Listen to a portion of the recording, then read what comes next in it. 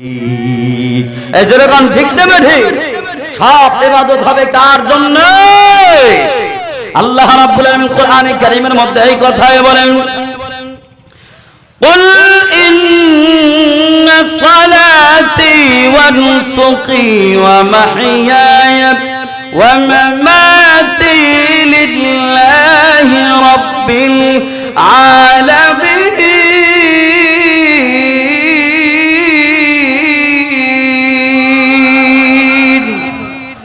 আমার আল্লাহ রাব্বুল আলামিন পয়গম্বরকে জানায় দেন, নবী আমার আপনি বলে দেন আমার নামাজ, আমার কুরবানি, আমার বেঁচে থাকা, আমার মরে যাওয়া সব হবে লিল্লাহি রাব্বিল আলামিন।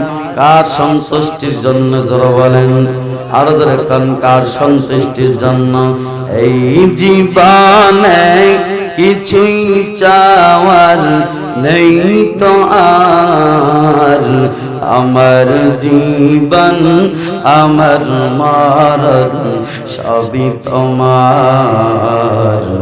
আমার জীবন আমার মরণ সবই তোমার। জবান খোলা কান, ঠিক নেবে ঠিক। এই দুনিয়ায় আছি তোমার দয়াতে, ঠিক কিনা? এই দুনিয়ায় আছি তোমার দয়াতে, তোমায় সারা শান্তি পাই না কিছুতে, তুমি সারা নেই হৃদয়ে কেউ তো আর।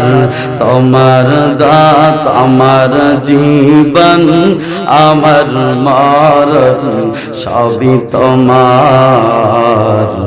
আমার জীবন আমার মরণ সবই তোমার। সব হবে কার জন্যে? এই যেরকম কার জন্যে? ও মুসলমান, দুই নম্বর, রাসূলের সুপারিশ ছাড়া কেউ জান্নাতে যাইতে পারবে না। কতক্ষণ ঠিক নেবে ঠিক? যতই আমল হোক না কেন, আমার আপনার আমল নামায় নেক আমল অভাব নাই, নামাজের অভাব নাই, রোজার অভাব নাই, হজের অভাব নাই, ওমরার অভাব নাই। নামাজ পড়তে পড়তে আমার কপালে দাগ পড়ে গেছেন, কিন্তু কিয়ামতের ময়দানে আমার বিরুদ্ধে যদি আমার পয়গম্বর দ্বারা যায় না, আমার পক্ষে আমার পয়গম্বর যদি সুপারিশ না করে, তাইলে যতই আমল বাধা হোক না কেন বন্ধু, ভালো করে শুনে নাও ও মুসলমান বন্ধু আমার, জান্নাত কেন, জান্নাতের ঘেরান পর্যন্ত পাওয়া যাবে না, ঠিক কিনা? রাসূলের সুপারিশ ছাড়া কেউ জান্নাতে যাইতে পারবে না।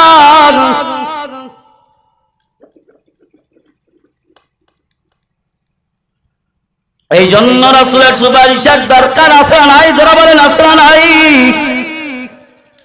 রাসূলের সুপারিশ পাইতে হলে আমার জীবনের তিন সেক্টর থেকে আমার পয়গম্বরকে সবচাইতে বেশি ভালোবাসতে হবে। এক নাম্বার, আমার জীবনের চাইতে আমার পয়গম্বরকে বেশি মোহাব্বত করতে হবে। দুই নাম্বার হলো আমার বিবি, আমার বাচ্চা, আমার মা, আমার ভাই, আমার বোন, সব কিছু চাইতে আমি আমার পয়গম্বরকে বেশি মোহাব্বত করতে হবে। তিন নাম্বার হলো আমার জীবনে যত সম্পদ আছে, যত সম্পদ হোক না কেন রে ও মুসলমান, ভালো করে বুঝে নাও, যতক্ষণ পর্যন্ত আমরা এই তিন সেক্টর থেকে আমার পয়গম্বরকে ভালো না বাসতে পারবো, মোহাব্বত না করতে পারবো, ততক্ষণ পর্যন্ত আমি আপনি কামেল মুমিন হতে পারবো না। শুধু তাই নয়, ততক্ষণ পর্যন্ত আমার পয়গম্বর মুহাম্মদুর রাসূলুল্লাহ আমাদের জন্য সুপারিশ করবেন না, ঠিক কিনা? বলে বলবেন হুজুর দলিল কি? দলিল না, মুসলিম শরীফের হাদিস।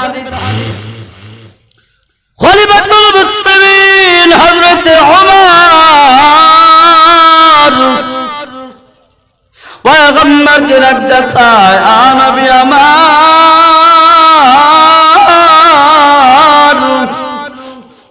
আমি আমার বিবির চাইতে, আমি আমার সন্তানের চাইতে, আমার মার চাইতে, আমার বাবার চাইতে, আমার ধন সম্পদ যা আছে সব কিছু চাইতে আমি আপনার বেশি মুহাব্বত করে নবী গো। কিন্তু আমি আমার এই ক্ষুদ্র জানের চাইতে আপনার বেশি মুহাব্বত করতে পারি নাই।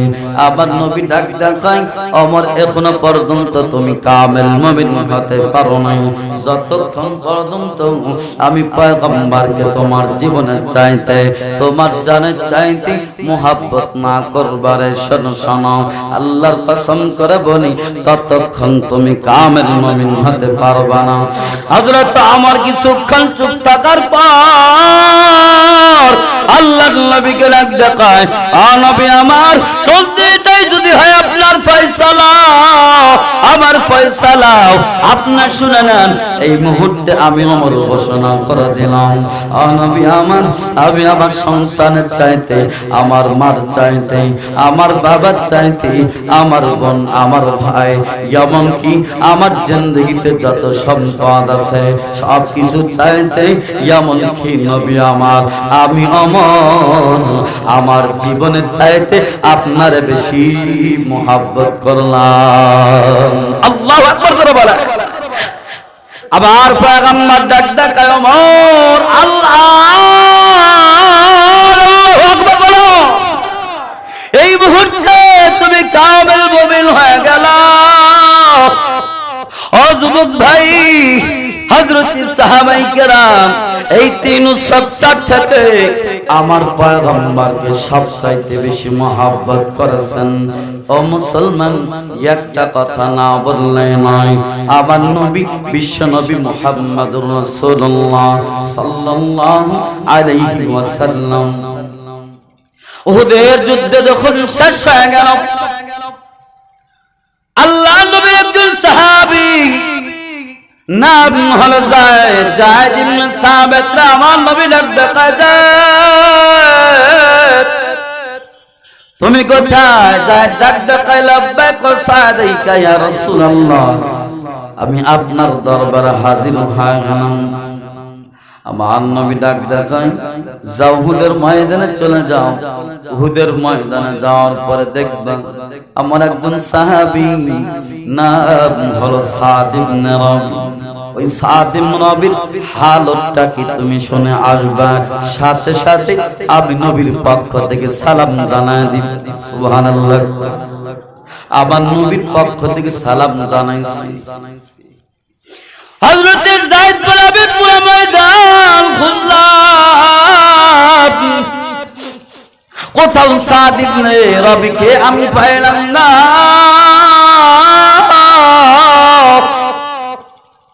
আমি খুঁজতে খুঁজতে এক ময়দানের এক প্রান্তরে দেখি রে একটা মানুষ মৃত্যুর যন্ত্রণায় কাতরাইতেছে। আমি দৌড়ে তাকা দেখি রে এটার নাম হলো সাদ ইবনে রাবি। ওই সময় সাদের শরীরের মধ্যে 70টা তীর বিদ্যমান। সুবহানাল্লাহ, কয়টা তীর জোরে বলেন? 70টা তীর ওই সাদ ইবনে রাবির শরীরের মধ্যে বিদ্যমান। যায়েদ ইবনে সাবিত ডাক দেখায় ও নবীর সাহাবী সাদ, বলো বলো তোমার কি হালাত? তার আগে আমার নবী তোমারে সালাম জানাই দিছে। আল্লাহু আকবার করে বলেন। যায়েদ ইবনে সাবিত বলে ও দুনিয়ার মানুষ শোনো রে শোনো, আমি যখন নবীর পক্ষ থেকে সালাম জানা দিছি রে, সালাম জানাইতে দেরি হয়েছে। যেই মানুষটার শরীরের মধ্যে 70টা তীর ঢুকতে পারে, জবান খুলে জোর আওয়াজে করেন ওই মানুষটা সবল না দুর্বল? এই যে কোন সবল না দুর্বল? কিন্তু মুসলমান যায়েদ ইবনে সাবিত ডাক দিয়ে কয় দুনিয়ার মানুষ শোনো, আমি যখন নবীর পক্ষ থেকে সাদের সালাম জানা দিছি রে, সাদের মধ্যে এমন ভাবে পাওয়ার চলে আসছে, এমন ইমানি পাওয়ার সাত লাফা দাঁড়া গেছে। আল্লাহু আকবার, আল্লাহু সাত দাঁড়ায়া ডাক ডাকায় আমি নবীকেও সালাম জানায় দিলাম। যায়েদ ইবনে সাবিত ডাক ডাকায় সাদ, আমার পয়গম্বর বলেছেন তোমার অবস্থাটা কি, তোমার হালতটা শোনার জন্য বলেছে। কয় দেখো না, যেই মানুষটার মধ্যে ৭০টা তীর বিদ্যমান, ওই মানুষটার হালতটা আর কি হতে পারে। তবে আমার পয়গম্বরকে যাইয়া বলো, আল্লাহে লাকাদ ওয়াজাদতু রিহাল জান্নাহ, আমি এই জমিনের মধ্যে আমার পয়গম্বরকে ভালোবাসা আমার শরীরের মধ্যে ৭০টা তীর বিদ্যমান। আর এই মুহূর্তে আমার নবীজিকে খবর শোনা দিবা, আল্লাহে লাকাদ ওয়াজাদতু রিহাল জান্নাহ, আমি সাদ ইবনে রাবি আমার নাকের মধ্যে দুনিয়া থেকে জান্নাতের ঘ্রাণ পাইতেছি। আল্লাহু আকবার, আল্লাহু আকবার। ও মুসলমান ভাইরা আমার, বন্ধু আমার দিলটা নরম করে দেন, কোন দিকে নজর নেই। ২ নম্বর, আমার মা, আমার বাবা, আমার সন্তান, আমার সন্ততির চাইতে আমার পয়গম্বরকে বেশি মহব্বত করতে হবে মুসলমান। এই ব্যাপারে একটা হাদিস আমি আপনাদের মাঝে বলে যাই, শুনতে রাজি আছেন নি?